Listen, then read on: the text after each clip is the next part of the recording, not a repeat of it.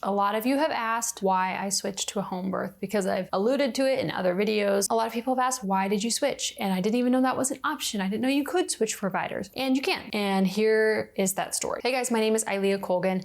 I had my little girl at home 20 months ago almost.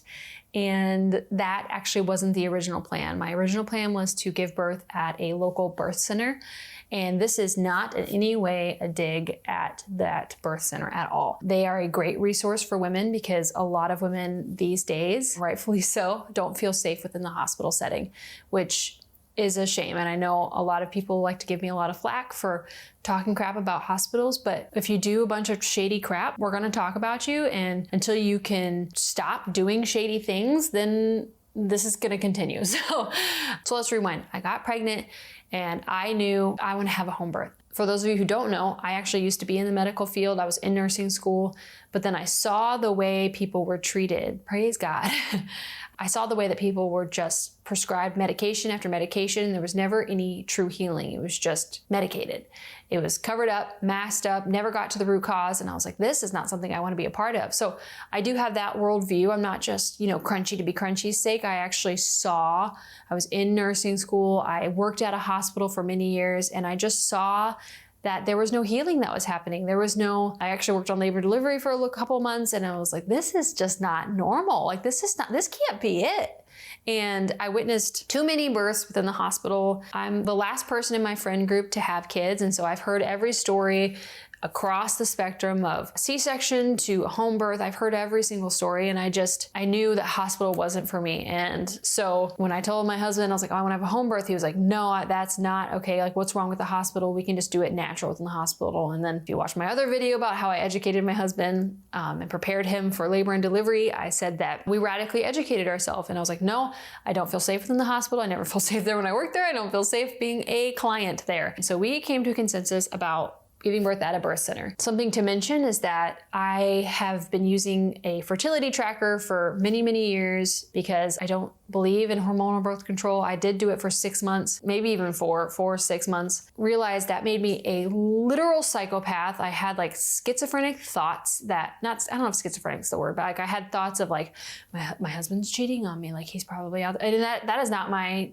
personality or demeanor at all. And I was like, this is changing me. Anyways, this is not a video about the dangers of birth control, but I can do a video if that's something that you would like. Anyways, got off that, detoxed being on the pill, learned about fertility. And that's probably a video that is coming of how to understand your fertility, because you cannot get pregnant every single day of the month. Anyways, none of this matters. Leah, get focused.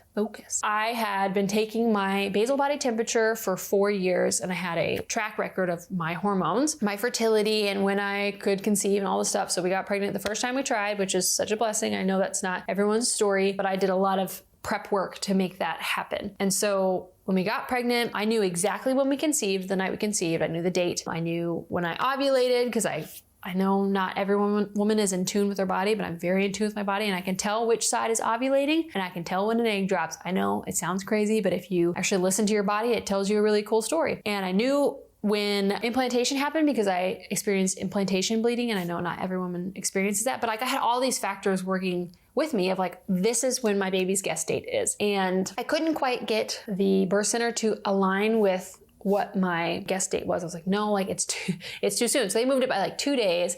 And I was like, that's just too soon. And they had a hard cutoff for 42, I think it was technically 41 weeks, 6 days. Like when you hit 42 weeks, like you risked yourself out of the birth center and you need to go to like the affiliate hospital. I call it mother's intuition. I don't know, but I just had this feeling this whole time. I'm like, because every single appointment I would say, hey, our dates aren't aligned. And they're like, oh, it'll be fine. We'll cross that bridge when we come to it. And I'm like, well, I don't want to cross that bridge when we come to it, because then I'm going to be hella pregnant, very tired, exhausted from being pregnant. I'm probably going to like not want to be pregnant anymore because you're so gargantuan if we're talking about 42 weeks.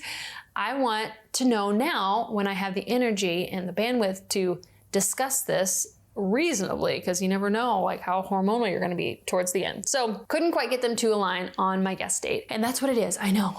A lot of people say, oh, your due date, when's your due date? I hate to break it to you, friend. It's like 5% of women actually give birth on their due date. It is a guess date. It is not a hard and fast rule. So if you're watching this and you're 37 weeks and your doctor's trying to push you for induction because he likes to see you give birth at X amount of time, that's just because they want to manage your situation too closely. Like, they can't charge more money if you go naturally. Like, they can't charge you for the Pitocin. They can't charge you for the epidural. They can't charge you for the IV if you go into labor naturally. Anyways, that is a soapbox for another day. I knew in my gut, I was like, this isn't right. We need to get this date aligned because I can tell it's setting me up for failure to go over and you're gonna risk me out, and I just didn't want to be dealing with that. So my husband and I radically educated ourselves from the moment I basically found out I was pregnant to 37 weeks, where I was discussing this with my doula, Shannon, who's a good friend of mine. I was like, I just don't feel like they're aligning with this. They've already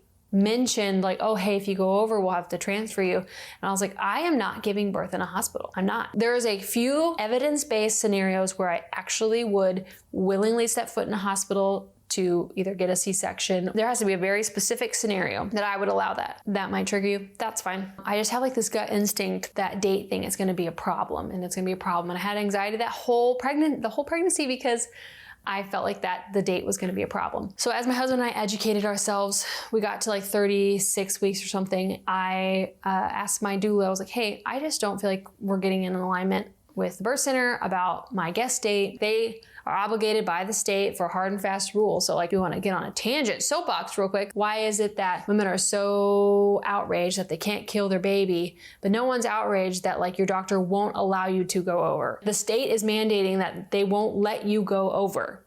So a state is mandating your body either way. So anyways, that's a different video, different soapbox, but just something to mull around in your head. I discussed this with her. I said, is there any way you could get me in touch with some of the home birth midwives that you know and just see if they're available? Let's just see if they're available and how much it would cost, because that is a factor here. Home birth midwives are usually not covered by insurance, and they weren't. I tried, I submitted, and I was denied. Reached out to some midwives. There was only one that was available, and we went with her, and we were able to work out a deal. I was coming to her at 37 weeks. There was no weekly appointments she had to do. You know, for the last 37 weeks, she had required payment by 37 weeks, which is a common thing. Worked out a deal with her, paid her, and then ended up requesting a reimbursement from the birth center, who we had already paid in advance for the delivery.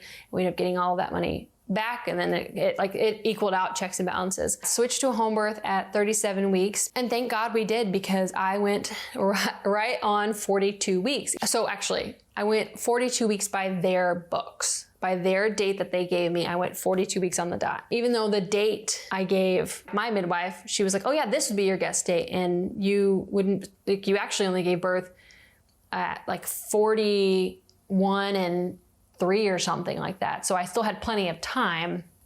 Couldn't align, transferred. Best decision ever, because by their standards, I went at 42 weeks and gave birth at home. And honestly, how long it took, I think birth centers are really great and they're very patient with like what the mom's body is naturally going to do. But I did have a long labor. I had 26 hours of labor, because here's the reason I think my labor went long. And this is, maybe I can do a longer video on this. It's because when I was 19, I had a doctor's office at OBGYN falsely diagnosed me with cervical cancer, and they took a bunch of biopsies out of my cervix and didn't tell me that the risk of those biopsies was actually long labor, because a lot of the scar tissue over the cervix would improperly heal over itself. So basically I had to, like, my kid had to push through scar tissue, and it was, I mean, according to the side effects of that they never told me, they didn't inform me of, it was that she was gonna have to rip through that and it would cause long labors. So yay for me. So if you've had that experience, let me know. But it was a long labor, and I had long stints where in the hospital, or sometimes even in a birth center, they would say like, oh, she's stalled out and needs to go get Pitocin to help her along. Okay, your body's not just gonna be like, oh, never mind, I'm not gonna have a baby today, never mind. I mean, sometimes that happens, but like, your body's not just gonna be like, never mind, I stalled, and this is all that's gonna happen.